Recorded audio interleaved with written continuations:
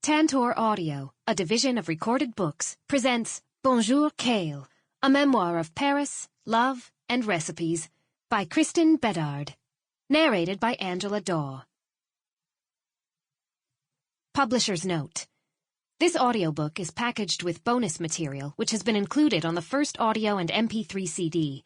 If you downloaded this audiobook in a digital format, please visit tantor.com and type Bonjour Kale into the search box. Follow the link to the book's page, then click on PDF Extra 1. When prompted, enter the access code France to access the bonus material. Chapter 1.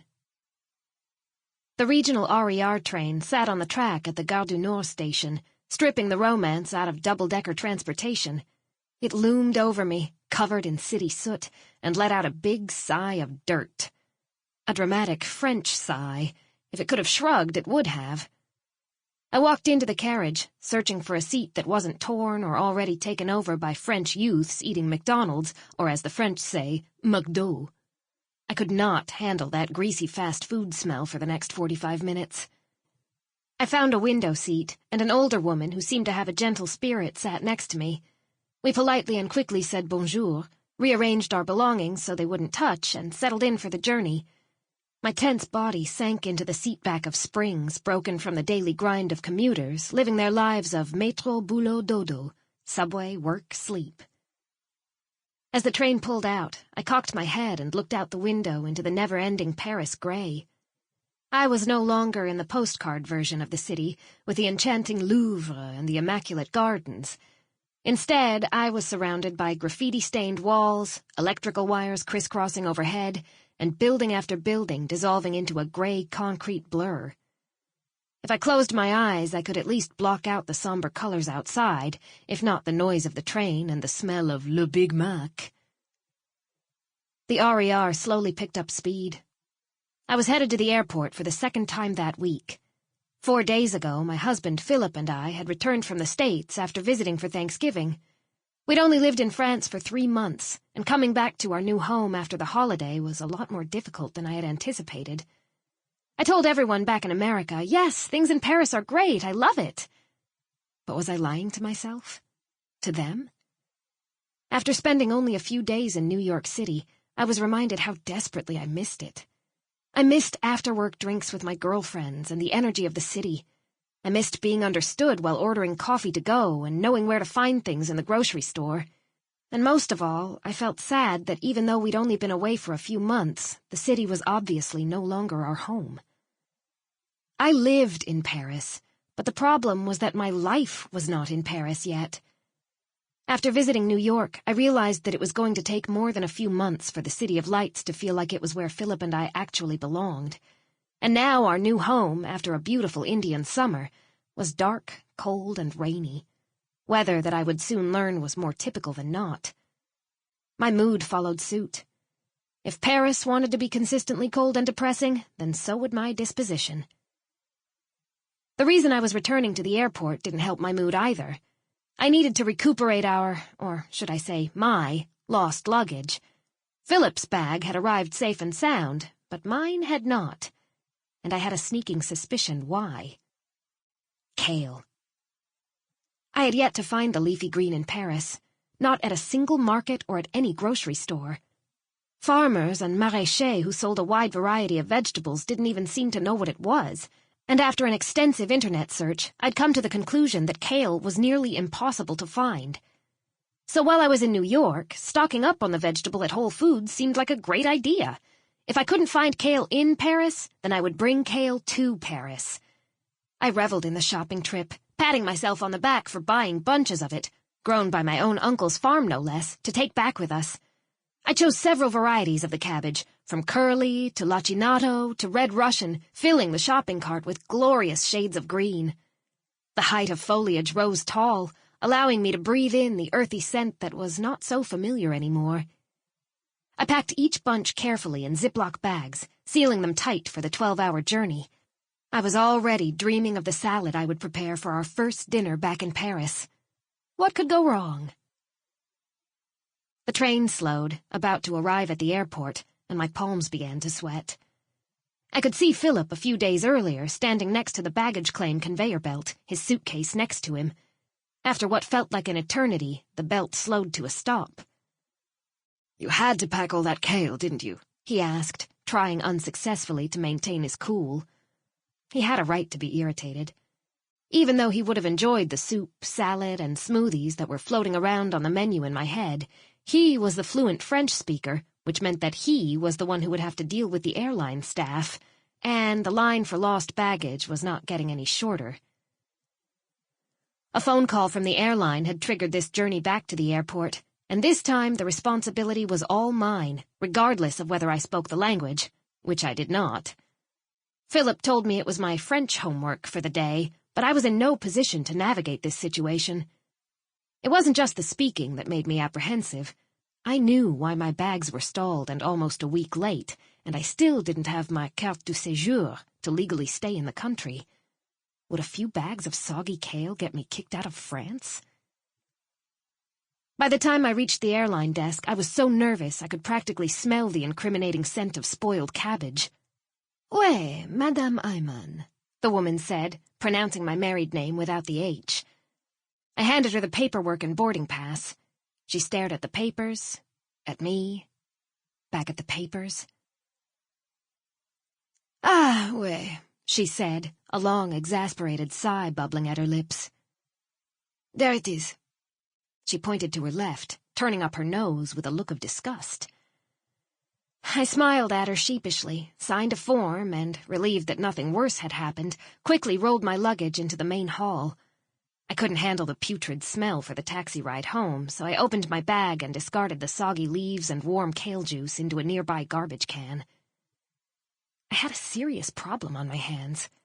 Kale was impossible to find in Paris, and we would be living there for the next 5 years. Could I go that long without my favorite vegetable? Clearly, my smuggling plan was not going to work. There had to be another solution. Chapter 2. To a lot of people, the fact that what I missed the most as an expat was kale seemed ridiculous. And until living in France, I never gave much thought to the vegetable. I never thought that someday I would think, talk, and write about it on a daily basis. Kale is just a cabbage, after all. But it's almost like I had no choice. Kale has always been a part of my life because of my mother. She set me up for this. As she liked to say, "You've been eating kale since conception." In the diary she kept during my first year, she clearly wrote out at around 9 months, "Kristen tried kale today. She loved it." She was macrobiotic at the time, following a strict diet that was high in whole grains like brown rice, quinoa, and millet, and vegetables like leafy greens, beans, and sea vegetables, and that restricted animal proteins and processed foods. So kale was not the only leafy green that held a prominent role in our meals. All vegetables were created equal, and did we ever eat our vegetables. Our dinner plates included baked varieties of squash and beets in winter, crisp cucumbers and lightly simmered green beans in summer, and steamed broccoli and cauliflower almost year-round, paired with brown rice or millet and sprinkled with toasted sesame seeds. On my first day of 3rd grade, while playing a game to introduce ourselves, we had to choose a noun corresponding to the first letter of our first name. I casually chose kale, not thinking twice about it, until I realized that none of my classmates knew what it was. This was when I began to understand that my mother and I ate differently than the majority of Americans, and that experiencing the flavors, aromas, and textures of different vegetables was something unique we shared. The summer I turned 5 was the summer my mother finally left my father. Married almost 12 years, unhappy for most of them, she'd had enough of the affairs, the late nights at bars with his band members, the excessive drinking of Rolling Rock. She was tired of being the only person supporting our family. She didn't need to be with someone who was taking advantage of her, someone who thought her only worth was her money, which was ironic since she wasn't earning much money to begin with. When I thought back over those years, I realized that everything came down to her. She worked 2 jobs to put him through school. She was at home every day with a newborn, but without access to a car, and she kept the family afloat while my father aimed to set up his recording studio business. I never doubted that he loved me, but he was not there day after day. Eventually, enough was enough. Gathering all of her strength, my mom moved us away from the post-steel mill south side of Pittsburgh that lined the Monongahela River. We left the remnants of what the city used to be. Yellow factories, empty, dead, and rusting. In 1989, there was nothing clean or respectful about Pittsburgh, and the same went for my parents' marriage. I'm sure my father would say it all differently, and there are always two sides to every story, but that is what I remember. And then it was just the two of us. We were headed to the quaint, almost country-like village of Sewickley, northwest of the city along the Ohio River. It was in the school district where my mother taught kindergarten. I remember the big evergreen-colored truck from the day of the move. My grandmother unpacked all of our kitchen stuff. My great-aunt wore one of my tutus on her head to keep me entertained. My mom cried. We drove the 30 minutes to our new home in her silver Camry. The stick shift churned as each emotion pulsed from her heart to her limbs. Anger. Shift. Despair. Shift. Exhaustion. Neutral. We settled into a duplex apartment not far from the train tracks. I had a bike and a backyard with a new swing set. I met a few neighborhood friends, and we built a clubhouse in an old garage. I remember being happy and well-fed. To this day, I don't know how she did it. The strength hidden behind her eyes, bloodshot from crying, still astounds me. My mother never stopped cooking. She never stopped nourishing me. On Sundays, her face would disappear into steam from simmering carrots, celery, and onions as she prepped our soup for the week. Her food processor held a prominent spot on the kitchen counter, mixing homemade sauces. The kitchen always smelled of tahini. She showed me, leading by example, that real food is the right food. It is the only food. No matter what my mother went through emotionally, I never felt it. She pushed everything negative aside, especially when it came to cooking for us. My mother's devotion to healthy living and eating began in 1977, 2 years into her marriage, when she took her first yoga class at a local YMCA. She immediately felt different. Yoga led to yoga friends, which led to vegetarian cooking classes, which led to a deep interest in and practice of macrobiotics. The purpose of macrobiotics is based on the Chinese philosophy of keeping the yin and yang of the body in balance, and certain foods are better at balancing each. Kale happens to be one of the best foods for balancing the yang and detoxifying the blood. Now, 30 years later, a lot of people consider macrobiotics a crazy food fad for the rich and famous, like Gwyneth Paltrow and Madonna. And rightly so, considering how much time, effort, and energy goes into doing it right. My mom did it all herself, without a personal chef, grocery shopper, or food delivery service. She was that passionate. Although she never admitted it, I think a big part of her devotion to living such a clean life was about control. While the rest of her life with my father was in flux, she could at least control everything she put into her body. Spending hours in the kitchen was her escape. It distracted her from the real issue at hand. It wasn't just squash and cruciferous vegetables that my mom and I shared together. As a young child, during her daily yoga practice, I would sit on her back while she relaxed in child's pose or make my own attempt at cat-cow pose. We took summer trips to visit one of her yoga friends in Rockport, Massachusetts, where I spent my days climbing over rocks and searching for mussels in the Atlantic. We took impromptu weekend drives to my uncle's organic vegetable farm in Selinsgrove, Pennsylvania. He and my aunt would be out in the fields before sunrise and back after sunset, early pioneers of the organic food movement. I'd tiptoe behind my cousins as they ran through the greenhouses barefoot, my soft city mouse feet, as they called them, unable to keep up on the sharp gravel. We made sure to pick the sweetest blackberries and find the crispest green beans for our midday snacks, which we ate sitting in the kale fields. My mom and I also spent hours at the East End Food Co-op, one of the only places in Pittsburgh where you could buy organic produce in the 90s. Crunchy granola-type customers would wear tie-dye and overalls. The entire store always smelled of wheatgrass, and the scent of wet, fragrant dirt would grow stronger as we made our way to the glistening produce at the back of the store. I snacked on fruit leather while my mother bagged greens. I watched her pick and choose between collards, Swiss chard, and dandelion greens. I laughed as she shook the condensation off the bouquet of curly kale into my face. So even though I knew it sounded silly, not being able to find kale in Paris really did affect me, so much more than I could have expected. It had nothing to do with not being able to recreate a trendy New York City restaurant's kale salad or make a homemade green elixir. Kale was comfort. Kale was my childhood. Kale was my mom. In Paris, as an adult and a wife with a kitchen of my own, what and how I cook is very much the same as what and how my mom has always cooked in hers. Like her, I keep my pepper next to the stove, bag my carrots the same way, and flick water off my fingertips in a similar quick motion. But without kale, something was missing. I could not imagine building a healthy kitchen or home without it. Chapter 3. Philip and I moved to Paris at the end of August 2011. The plane had barely touched ground at Charles de Gaulle when I started asking when we would be able to take our first trip to an outdoor market. As with most cultures, in France, the market began as a common place for people to buy and sell various goods, from produce, meat, and fish, to housewares, clothing, and more. It was the original third space for people to congregate, share ideas, and spend time together. The first market in Paris dates back to the 5th century, when the city, then occupied by the Romans and called Lutetia, was located on the Ile de la Cité in the middle of the River Seine. Today, there are roughly 80 outdoor and covered market destinations in the city, most open from 8:30 in the morning to 1:30 in the afternoon. They are still packed with people sharing their love for fresh food and ideas.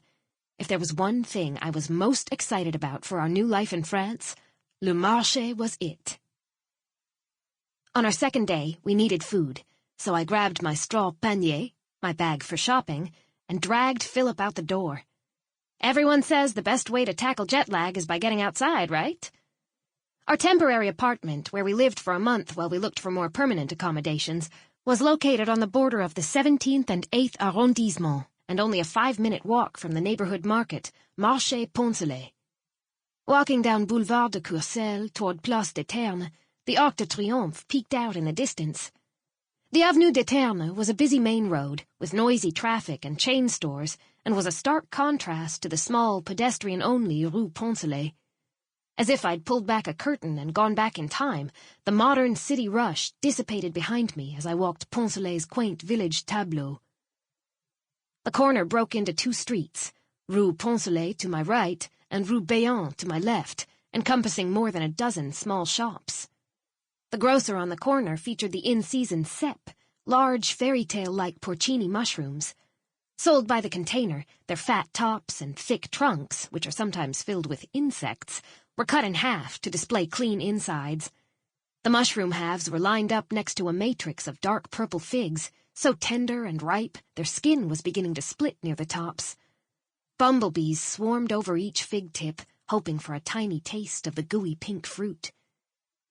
Taking in the warming scents and rowdy noises, I noticed a boucherie with cow tongues and hooves in the front window case. A rabbit with its brown fur sticking out hung from the ceiling, with a sign clipped to its foot, "Sold." Men behind the counter wore blood-stained white aprons and worked on wooden counters dented from years of pounding meat.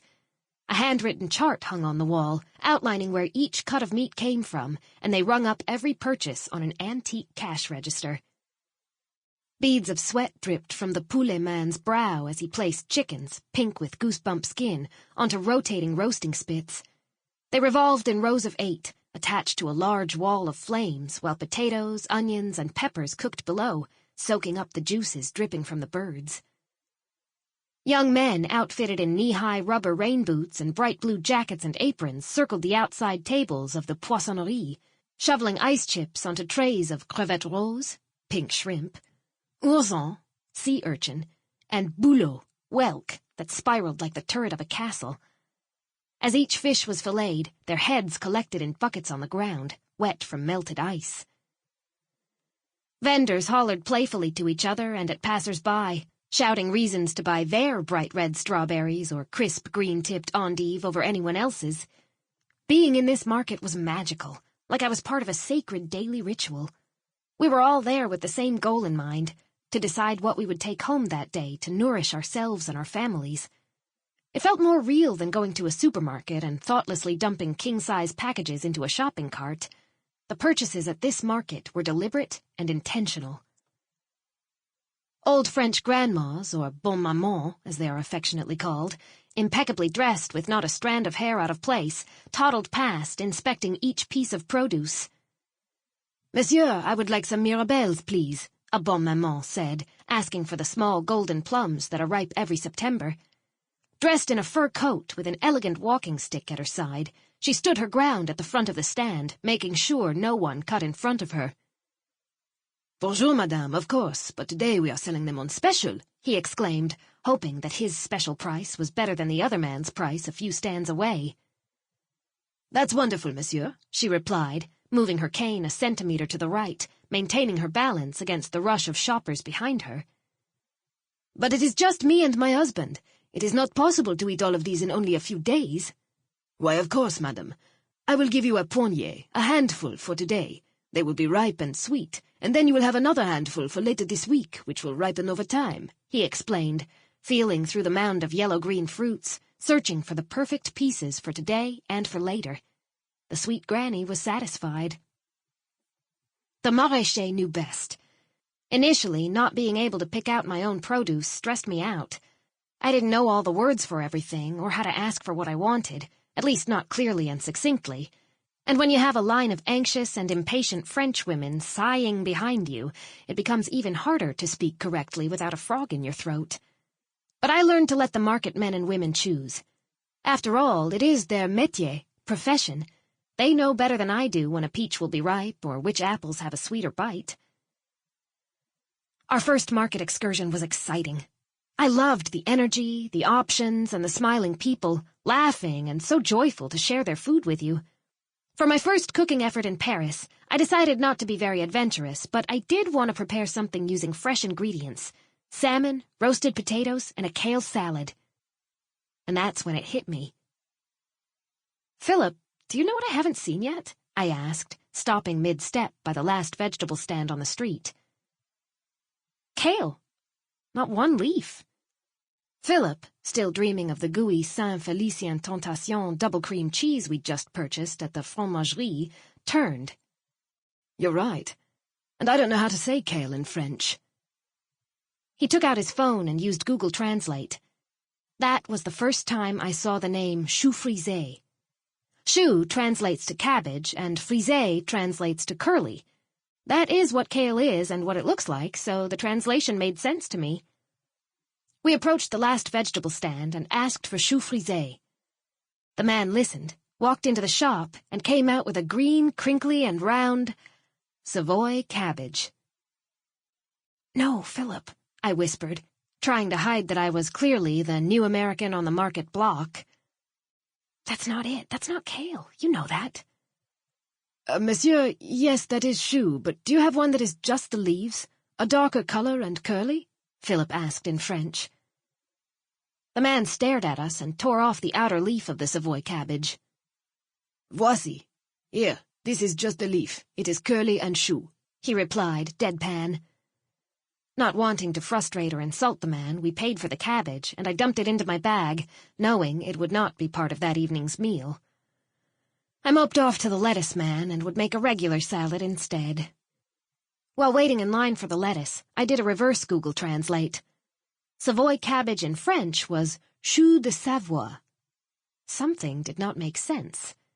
So what was the real French translation for kale? My second search for chou frisé happened a few days later. With Philip at work, I forced myself out of the apartment to the grocery store. I'd seen a small organic shop near the Pont-Soleil market and decided to check it out, hoping they had kale.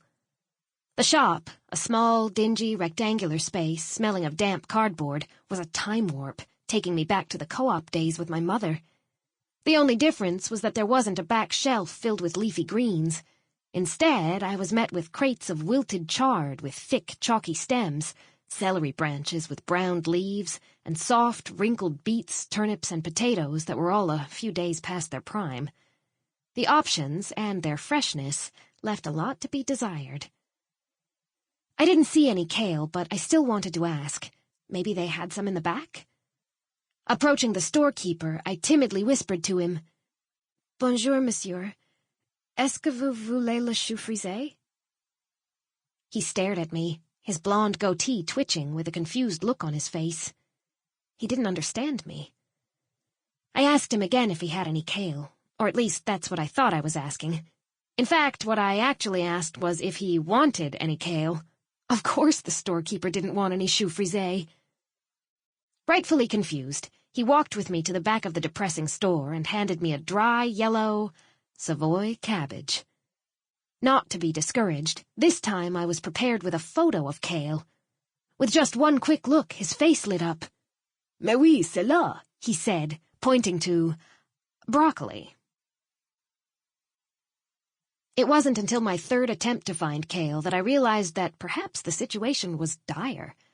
Okay, not dire, that's a little dramatic, but by the third attempt, I realized that I might not find any kale in Paris at all. Since the local outdoor market and organic grocery store only served up Savoy cabbage, I decided to dig a little deeper, and I discovered that Paris has 3 organic markets each week. Seeing this as an opportunity to explore the left bank together, Philip and I set out for the Marché Raspail the following Sunday. The market spans 2 blocks along the wide Boulevard Raspail, and we started near the Rennes metro station, entering the market's canopy of green and white awnings that protected us from the sun. It was bursting with people, everyone waiting in lines at their favorite stands. We passed a loud fishmonger, yelling out to customers while holding an entire fish in his hand and cutting it around the head, preparing it for his customer. Below, chilling on beds of ice, were salmon, sea bass, and scallops still attached to their palm-sized, cream-colored shells. Mackerel shimmered, their long black and gray stripes standing out from the other plainer fish. Farm-fresh, cage-free eggs with brown shells were carefully stacked on handfuls of hay, the small, medium, and large eggs each in their own baskets. People waited in line, holding their empty egg cartons from the week before, ready to refill them with this week's dozen. A woman, her hair tied back in a bandana, piled whole wheat English muffins into wooden baskets and warmed up thick, creamy hot chocolate, and across the narrow path a man juiced oranges into glass bottles. Bees flew along his feet, landing on the deflated oranges, dipping in and out of the small puddles of sweet liquid. The aroma of potato, onion, and cheese pancakes fried in front of us wafted through the air, leaving our stomachs grumbling. Finding the produce stand with the longest line, we took a red plastic basket and waited. When our turn came, one of the stand's employees followed us along the stand, picking out lettuce, roots, and allium vegetables, and then fruits and different herbs. The stand had a chalkboard at the front of the line listing everything that they had produced themselves. Everything we needed was at this market. Bread, butter, cheese, fish, meat, and vegetables. Everything except kale. Armed this time with both the photo and Philip's fluency, we began approaching different vendors and producers. Like going door to door raising money, we went stand to stand, showing the photo and asking the same question: "Do you have any chou frisé, or do you know where we can find some?" And each time we were met with raised eyebrows, quizzical reactions, and a lot of noms. And every person handed us Savoy cabbage. Kale was nowhere to be found, and no one could lead us in the right direction. Philip, sensing my disappointment, put one arm around me, the other weighed down by the large green chou, and tried to make me feel better. "Don't worry, darling. I'm sure we will find it. After all, it's just a cabbage." Chapter 4. I should confess something here. I'm not a Francophile. I know, hate me. I'm not a lover of all things French, and I live in France. My dream was always to get out of Pittsburgh and head to New York City. I was 15 the first time I saw New York, and like many people, I fell in love at first sight. I went with my high school drama group during a frigid January weekend in 2000, and even the temperature couldn't keep me from being enamored with the city's energy.